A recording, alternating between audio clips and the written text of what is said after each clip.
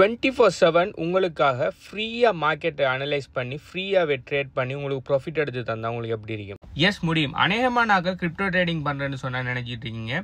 நீங்களே fundamental analysis பண்ணி, நீங்களே டெக்னிக்கல் அனாலிசிஸ் பண்ணி, நீங்களே மார்க்கெட் அண்ட் சென்டிமெண்ட்டுகளை பார்த்து ஸ்க்ரீனுக்கு முன்னுக்கு கிராஃபில் இருந்து ஒரு 5 ஹவர் 10 ஹவர்னு சொல்லி ஃபுல்லாக மானிட்டரை பார்த்துக்கிட்டு இருந்து ட்ரேட் எடுத்தால் தான் உண்மையான ட்ரேடிங் நினச்சிட்டு இருக்கீங்க. நீங்கள் எதுவுமே செய்யாமல் உங்களுக்காக இன்னொரு ஆள் 24/7 ஒன்றுக்கு மேற்பட்ட நிறைய கிரிப்டோ கரன்சிகளை பார்த்து அதோட டெக்னிக்கல் அனாலிசிஸ்களை பார்த்து உங்களுக்காக 24/7 அதாவது 24 ஹவர்ஸ் 7 நாள் உங்களுக்கு வந்து டயர்ட் ஆகலாம். ஆனால் அதுக்கு அவங்களுக்கு டயர்ட் ஆகாமல் கண்டினியூஸாக உங்களுக்காக ட்ரேட் பண்ணி தந்தால் உங்களுக்கு எப்படி இருக்கும்? அதுவும் 100% ஃப்ரீயாக. நம்ம எல்லாமே இருக்குது தானே? எஸ், அதோட பேர் தான் ட்ரேடிங் போர்ட்ஸ். இல்லை, ட்ரேடிங் போர்ட்ஸ்ன்னு சொன்னால் நம்ம மந்த்லி அவங்களுக்கு பே பண்ணணும், அப்படின்னு சொன்னால் இயர்லி பே பண்ணணும். காசு கொடுத்தா தான் ட்ரேடிங் போர்ட்ஸில் வாங்கியாலும், அப்படி வாங்கினாலும் அவங்களுக்கு ப்ராஃபிட்டில் ஷேர் கொடுக்கணும்னு சொல்லி நீங்கள் யோசிக்கலாம். இல்லை, பே பண்ணி எடுக்கிற ட்ரேடிங் போர்ட்ஸ்களும் இருக்குது, பே பண்ணாமல் 100% ஃப்ரீயாக இருக்கிற ட்ரேடிங் போர்ட்ஸ்களும் இருக்குது.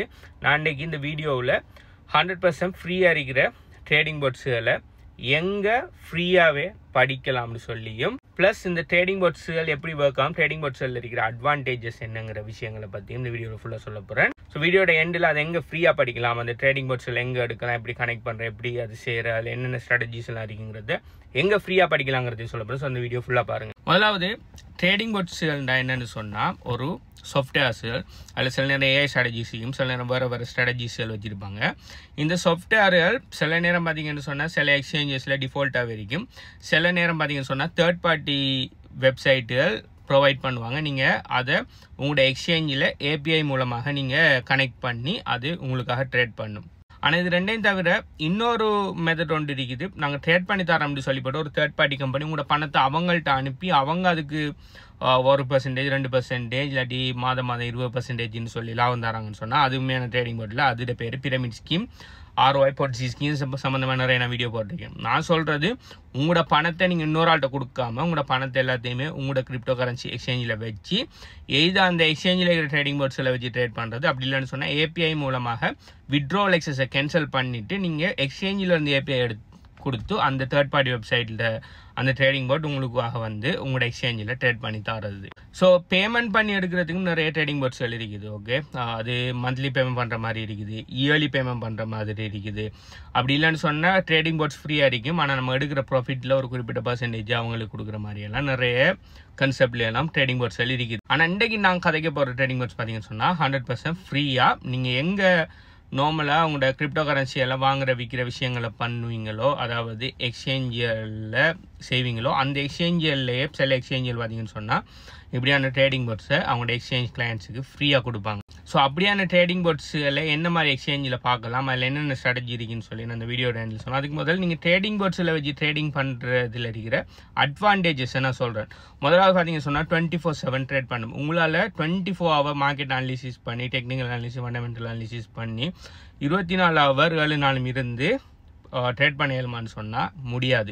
ஆனால் பொட்டால் முடியும். ஏண்டா பொட்டுங்கிறது ஒரு சாஃப்ட்வேர், அது க்ளவுட்ல இயங்குற, நீங்கள் உங்களோட கம்ப்யூட்டர் கூட ஓன் பண்ணி வைக்க தேவையில்லை, எக்ஸ்சேஞ்சிலே டிஃபால்ட்டாக இருக்கும், அது தானாக இயங்கி கொண்டு இருக்கும். அடுத்தது ஃபாஸ்ட் எக்ஸிக்யூஷன். இப்போ ட்ரேடிங் போர்ட்ஸில் வச்சு நீங்கள் ட்ரேட் எடுக்கக்குள்ளே நீங்கள் மெனுவலாக போய் உங்களை வாலெட்டை கனெக்ட் பண்ணி இது செஞ்சு நீங்கள் ட்ரேட் எடுக்கிறத விட பொட்டுகளை கனெக்ட் பண்ணி ட்ரேட் எடுக்கக்குள்ள ஃபாஸ்ட்டாக ட்ரேட் எடுக்கும். அது டீசென்ட்ரலைஸ் எக்ஸ்சேஞ்சில் ட்ரேட் பண்ணுறாங்களுக்கு நிறைய ஹெல்ப்ஃபுல்லாக இருக்குது. நிறைய டீசென்ட்ரலைஸ் எக்ஸ்சேஞ்சில் ட்ரேடிங் போர்ட்ஸ்களும் மார்க்கெட்டில் அவைலபிளாக இருக்குது. ஸோ நீங்கள் டீசென்ட்ரலைஸ் எக்ஸ்சேஞ்சில் பார்த்தீங்கன்னு சொன்னால் அநேகமாக ஃபாஸ்ட்டாக எவ்வளோ ஃபாஸ்ட்டாக நீங்கள் ட்ரேட் எக்ஸிக்யூட் பண்ணுறீங்களோ அவ்வளோ ஃபாஸ்ட்டாக உங்களுக்கு பெனிஃபிட் இருக்குது. நீங்கள் சில லோ மார்க்கெட் கேப் இருக்கிற காயின்களில் நீங்கள் ட்ரேட் பண்ணக்குள்ள அதெல்லாம் நீங்கள் மெனுவலாக செய்கிறதோட பொட்டை வச்சு செய்வீங்கன்னு சொன்னால் நிறைய பெனிஃபிட்ஸ் இருக்குது. அடுத்தது பொட்டு பார்த்தீங்கன்னு சொன்னால் நோ எமோஷன். இப்போ மார்க்கெட் மேலே போகுதுன்னு சொன்னால் உங்களுக்கு ப்ராஃபிட் டார்கெட் வந்தாலும் நீங்கள் மெனுவலாக ட்ரேட் பண்ணக்குள்ள க்ரீடுங்கிற ஒரு விஷயம் வந்து இன்னும் கொஞ்சம் மேலே போகட்டும் சொல்லி வெயிட் பண்ணி கடைசியாக மார்க்கெட் கிராஷ் ஆகி எடுக்கிற இந்த ப்ராஃபிட்டையும் இல்லாமல் ஆக்குவீங்க. அப்படி இல்லைன்னு சொன்னால் மார்க்கெட் கீழே போகக்குள்ள நீங்கள் ப்ராப்பரான ரிஸ்க் மேனேஜ்மெண்ட் எல்லாம் செய்யாமல் மார்க்கெட் ஐயோ கீழே வருதே என்று சொல்லிட்டு அவசரப்பட்டு விற்கிறதுக்கு சான்ஸ் இருக்குது. அப்படின்னு சொன்னால் மார்க்கெட் கீழே போகுது, நம்ம இன்னும் வாங்கினா லாபத்துக்கு வாங்கலாம்னு சொல்லி இன்னும் நிறைய வாங்கி ஆனால் அந்த காயின் திரும்ப மேலே வராமல் அப்படியே கிராஷ் ஆகி பிஎம் மார்க்கெட்டுக்குள்ளே போகிறதுக்கு நிறைய சான்சஸ் இருக்குது. அதாவது மெனுவில் ட்ரேட் பண்ணுறாங்களுக்கு மிகப்பெரிய பிரச்சனை என்னன்னு சொன்னால் அவங்களால அவங்க எமோஷனை கண்ட்ரோல் பண்ணிடலாம். ஃபியர் அண்ட் கிரீடுங்கிற அந்த எமோஷன் ரெண்டையும் கண்ட்ரோல் பண்ணிடலாங்கிறது தான் நிறைய மெனுவல் ட்ரேடர்ஸோட பிரச்சனை. ஆனால் அந்த பிரச்சனை பார்த்தீங்கன்னு சொன்னால் பொட்டுக்கு இல்லை. பொட்டுக்கு ஒரு சர்டன் ஸ்ட்ராட்டஜியை கொடுத்து வச்சிங்கன்னு சொன்னால் அந்த ஸ்ட்ராட்டஜி மீட் ஆகினா வாங்கும்.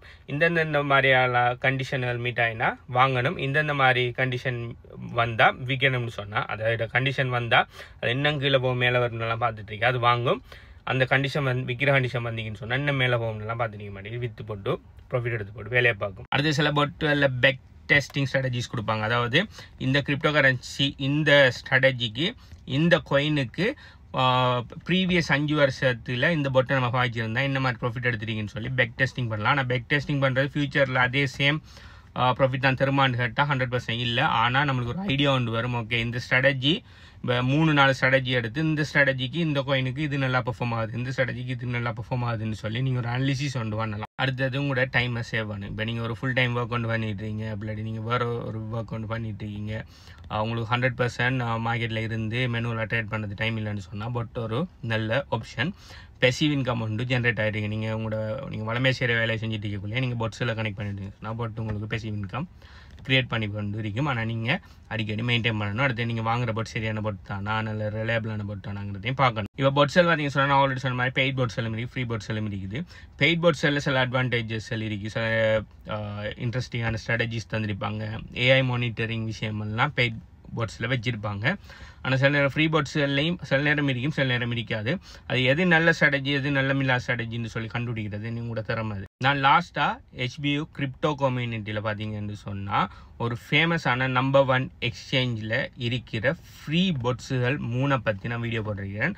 அந்த பொட்ஸுகள் என்ன, அது எப்படி ஒர்க் ஆகும், அதில் என்ன ஸ்ட்ராட்டஜி யூஸ் பண்ணுறாங்க, அதில் எப்படி ட்ரேட் பண்ணுறாங்கிற எல்லா விஷயத்தையுமே நம்முடைய HBU கிரிப்டோ கம்யூனிட்டியில் போட்டிருக்கிறேன். இந்த HBU கிரிப்டோ கம்யூனிட்டி 100% ஃப்ரீ. அதில் நீங்கள் எந்த விதமான பேமெண்ட் பண்ண தேவையில்லை அதை படிக்கிறதுக்கு. ஸோ அதில் ஆல்ரெடி நீங்கள் இருப்பீங்கன்னு சொன்னால் உடனே அதை போய் பாருங்கள். இல்லை நீங்கள் இன்னும் இல்லைன்னு சொன்னால் எங்களோட HBU கம்யூனிட்டியில் நீங்கள் இன்னும் இல்லைன்னு சொன்னால் உங்களோட பிஸ்னஸ் அசோசியேட்டை உடனே கான்டாக்ட் பண்ணுங்கள். நீங்கள் உங்கள்கிட்ட இன்னும் பிஸ்னஸ் அசோசியேட்டும் இல்லை, இந்த HBU கம்யூனிட்டி நேம் இல்லை, இந்த வீடியோ இப்போ தான் நீங்கள் ஃபஸ்ட்டாக பாருங்கன்னு சொன்னால் இந்த வீடியோ பார்க்குற டைம் வீடியோ எத்தனை லைக் இட்டிங்கிறத கீழே கமெண்ட் பண்ணுங்கள்.